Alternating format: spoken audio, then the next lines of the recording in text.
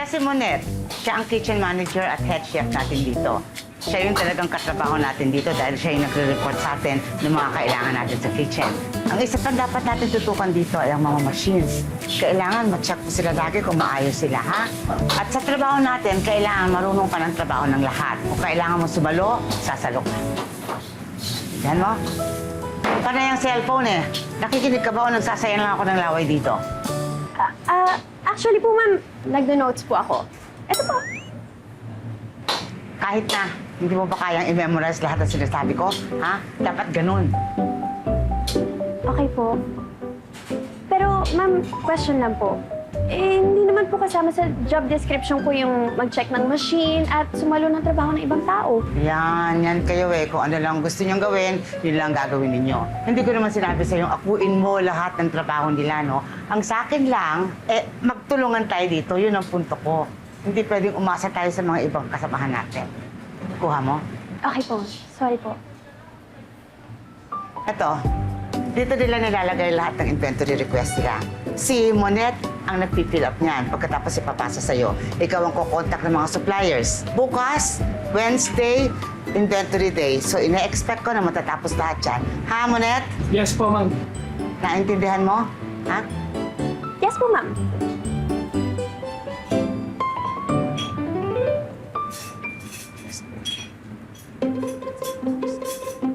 Oh, ito ang mga inventory ha. Kailangan araw-araw matapos ito. Ito yung mga sales. Kailangan nire-report yan araw-araw.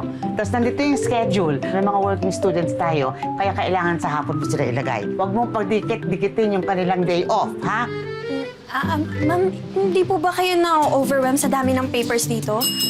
Uy, follow up naman table number 4. Sandali lang, maluluto na. Hindi ba makapagantay? Kumakain ba ng hilaw yan? Ha? Sige, wait lang. Hindi. Ma-overwhelm ka lang kapag hindi mo alam talaga nakalagay dyan. Kaya kailangan ngayon pa lang i-memorize mo na yan. Every piece of paper kailangan aware ka kung anong laman. Ganun po talagang level, ma'am? Suko ka na. No, ma'am. Sa akin lang po. Ayaw niyo po ba ilagay online? Para sa akin lang po, mama. Kailangan po ba i-print lahat to?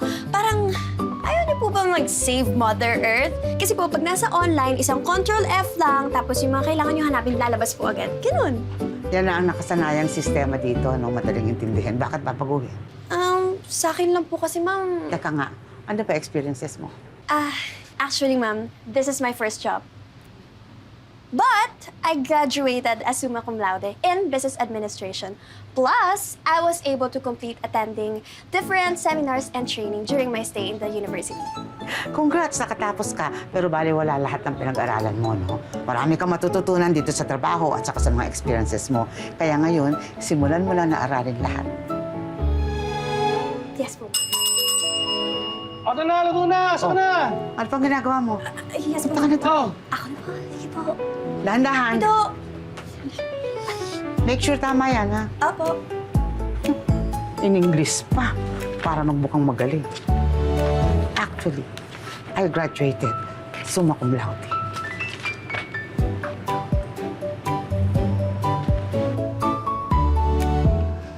Uy, Ate Tere, may kailangan ka? May sasabihin lang ako. Yes, ate. Ano yan? Oo. Hindi naman sa nakikialam ako, no? Kaya lang, alam mo naman ako, kilala ko lahat ng tao dito. Alam ko kung sino yung magtatagal at yung hindi. Sa tagal ba naman ang trabaho natin, ano? Pero para sa akin, may mali kay Ana eh. Ha? Pakiramdam ko, hindi siya yung tamang taong papalit sa akin. Parang maling tao yung na-hire ninyo, sir.